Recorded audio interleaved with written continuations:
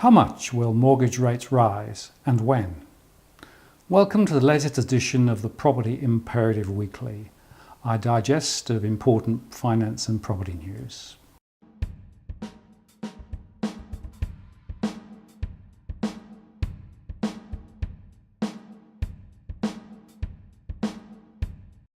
Hi, I'm Martin North, Principal of Digital Finance Analytics.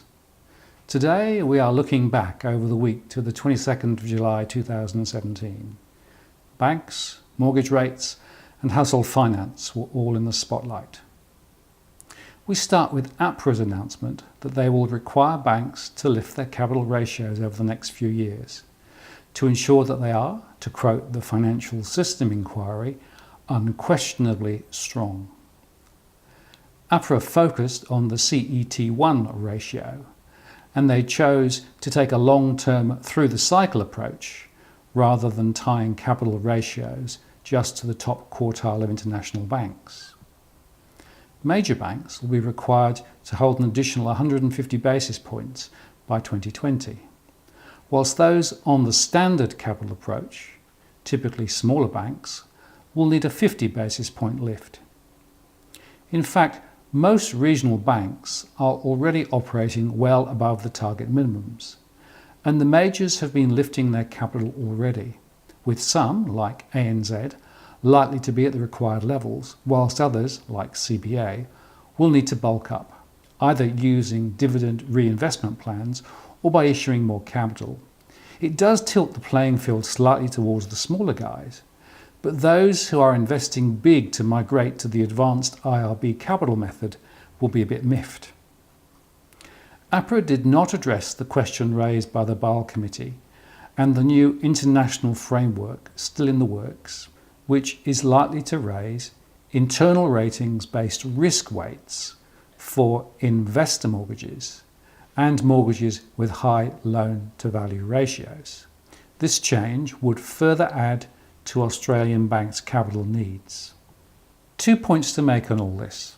First, APRA has come out with a relatively small lift and below the expectations of many analysts, which is one reason why the bank stocks rose this week. It had all been well signalled. Second, APRA says that the net impact will be around 10 basis points on banks' income, and that they flag this may be recovered from borrowers or from reduced dividends. If all of this were to be applied to mortgage portfolios, we think an uplift of around 20 basis points or more would be needed. In practice, there are so many moving parts in the bank's treasury operations, we will never be able to isolate the impact of a single factor. But it does put more pressure, not less, on future mortgage rates. Also this week, the RBA released the minutes of the July meeting. It contained an interesting discussion on what the neutral interest rate in Australia should be at the moment. The neutral official cash rate, they estimate, is 3.5%, a full 200 basis points above where the cash rate is now. This has two implications. First, the current settings are clearly stimulatory, and second, it has been taken by many as hinting that rates will rise in the months ahead. Indeed, the media spoke about a 2% rise in mortgage rates coming soon. Now, we've been highlighting for some time the current cash rate will rise at some point, and the RBA language certainly reduces the likelihood of a further cut. But how soon a rise will hit is completely uncertain, though Malcolm Turnbull on one hand warned households this week that they should prepare for higher rates, whilst on the other, later in the week, Deputy Governor Guy Debelle seemed to be hosing down expectations of a rise anytime soon. He also indicated that the neutral cash rate is probably lower now than in the past, despite a trend towards rising rates elsewhere. All of this may be confusing, but our perspective is that the next move to the cash rate will be up, not down, and it could come anytime in the next few months, especially if inflation rises and the growth in employment, as reported this week, continues. What this means is that households do need to start planning for higher future rates. And we know from our mortgage stress work that around a quarter of mortgage holders have no wriggle room. Personal insolvencies have also risen in the past year. Whilst the current round of bank-led mortgage repricing may have abated, there were no significant hikes for the first time for weeks. We do not think this is the end of rate lifts. We think there are three groups of households who should be taking great care just now. There are some amazing offers around for first-time buyers, and lenders are falling over each other to try and attract them. This is because banks need new loans to fund their growth. But these buyers should beware. They are buying in at the top of the market when rates are low. Banks have tightened their underwriting standards, but they are still too lax. Just because the bank says you can afford a loan does not mean it is the right thing to do. Any purchaser should run the numbers on a mortgage rate 3%, yes, 3% higher than the current rates on offer. If you can still afford the repayments, then go ahead.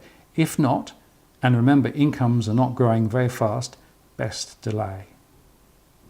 Second, there are people with mortgages who are in financial difficulty now. Well over 24% of households do not have sufficient cash flows to pay the mortgage and other household expenses. The temptation is to use the credit card to fill the gap, but this is expensive and is only a short-term fix. Households in strife need to build a budget, less than half have one, so they know what they're spending and start to cut back. Talk to your lender also, as they have an obligation to assist in cases of hardship. And be very careful about refinancing your way out of trouble. It so often does not work. Third, there are property investors who are seeing rental incomes and mortgage repayments moving in opposite directions. As a result, despite tax breaks, investment property looks a less good deal. Of course, recent capital gains are there, and some savvy investors are selling down to lock in capital value. But be careful now. New property investors are in for a shock as mortgage rates rise further, and multiple investors are most at risk. Should property values decline, then this will mark the real turning point, but we think the investment property party may be over. Cutting to the chase, mortgage rates will continue to rise, but the speed of such increases is hard to predict. Next, the noise about mortgage broker commissions continued, with consumer groups reinforcing their view that brokers are conflicted, and current commission structures mean that consumers are not getting the best outcomes, whilst industry associations continue to rubbish the criticism and argue that brokers help to propagate competition in the mortgage sector, and mortgage rates would be higher without brokers. We think the right route is to reinforce disclosure. If brokers were to fully disclose their commissions, consumers could make a more informed choice. Some may choose to go to brokers who charge for advice. Others may run with those offering the current free advice in return for payments from lenders. Mortgage brokers do actually offer a valuable service and should be remunerated for their efforts, but conflicts of interest which beset the current arrangements, according to ASIC, must be addressed. We're not sure that the current industry-led committee approach will get to the right outcome. Finally, we published our latest household surveys, which shows that whilst there are segmental movements in play, overall demand for property remains intact despite rising mortgage interest rates and concerns about stalling income growth. Results from our latest 52,000 household survey shows that first-time buyers are being encouraged by the more generous first home owner grants, which are on offer across several states.